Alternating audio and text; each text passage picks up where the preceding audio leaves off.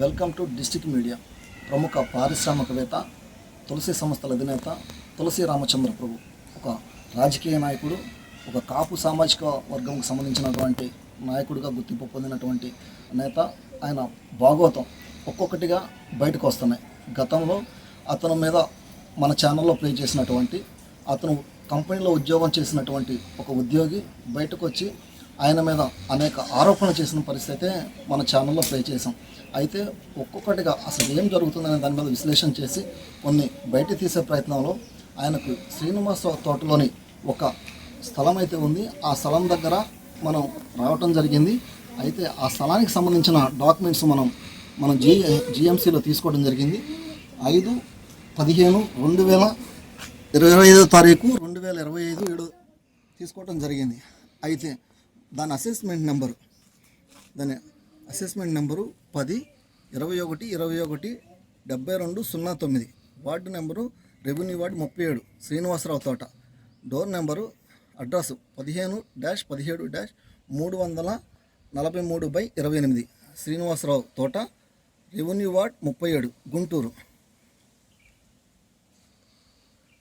ఎవరైతే ఉన్నారో ఓనరు తులసి రామచంద్ర ప్రభు మనం చూస్తున్నాం. దీనికి సంబంధించినటువంటి డాక్యుమెంట్స్ అయితే మన దగ్గర ఉన్నాయి. ప్రస్తుతం అతను ప్రభుత్వం ఖజానాకి గండు కొట్టే పరిస్థితి కనపడుతుంది.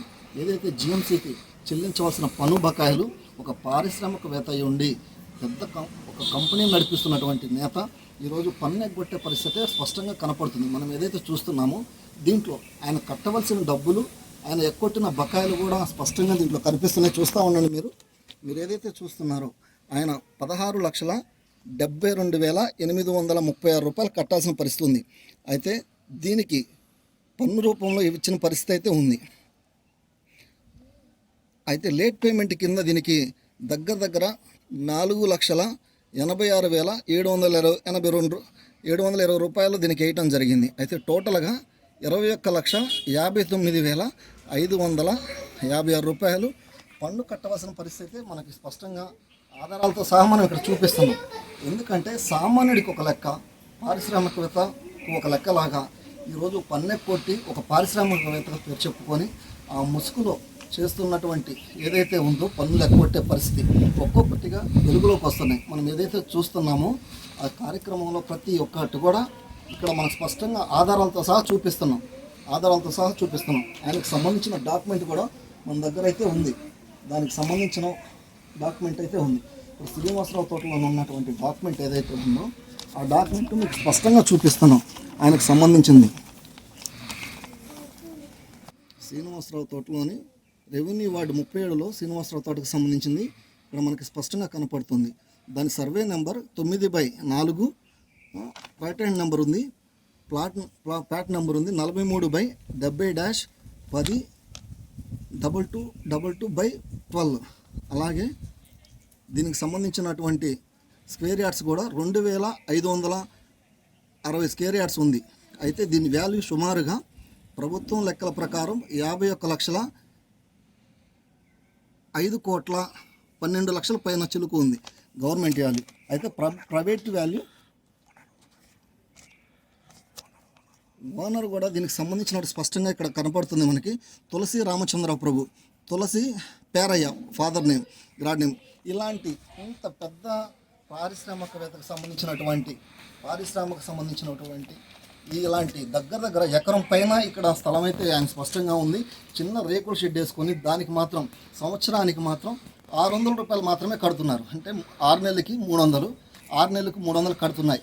మిగతా బకాయిలు ఏదైతే ఉందో జిఎంసీకి ఎగ్గొట్టే పరిస్థితి ఉంది. సామాన్యుల్ని నడ్డి విరిసే జిఎంసీ అధికారులు ఈరోజు మరి తులసి రామచంద్ర ప్రభు మీద ఇలాంటి వివక్ష ఎందుకు చూపిస్తున్నారు? ఆ కట్టే పన్ను ఈరోజు రోడ్లకు కానీ కాలువలకు కానీ ఉపయోగించవచ్చు. కానీ మున్సిపల్ అధికారులు దీన్ని పూర్తి వివక్ష అయితే చూపిస్తున్నట్టుగా సాక్ష్యాధారాలు మనకి ఇక్కడ స్పష్టంగా కనపడుతున్నాయి. మీకు చూపిస్తున్నాం. మరి నిద్ర వ్యవస్థలో ఉన్నారా, నిద్రపోతున్నారా ఈ అధికారులకి? మరి ఇంత పెద్ద స్థలం ఉన్నటువంటి ఒక పారిశ్రామికవేత్త మీద ఎందుకని ఎందుకని ఇలాంటి మరి వివక్ష గురవుతున్నారని మనం చూస్తున్నాం. ఏదైతే మనం చూస్తున్నాం విజువల్ అంటే ఇది ప్రైవేట్ ల్యాండ్ కాబట్టి మనం ఇక్కడ ఉన్నాం. మొత్తం విజువల్స్ ఆధారంగా మనం చూపిస్తున్నాం.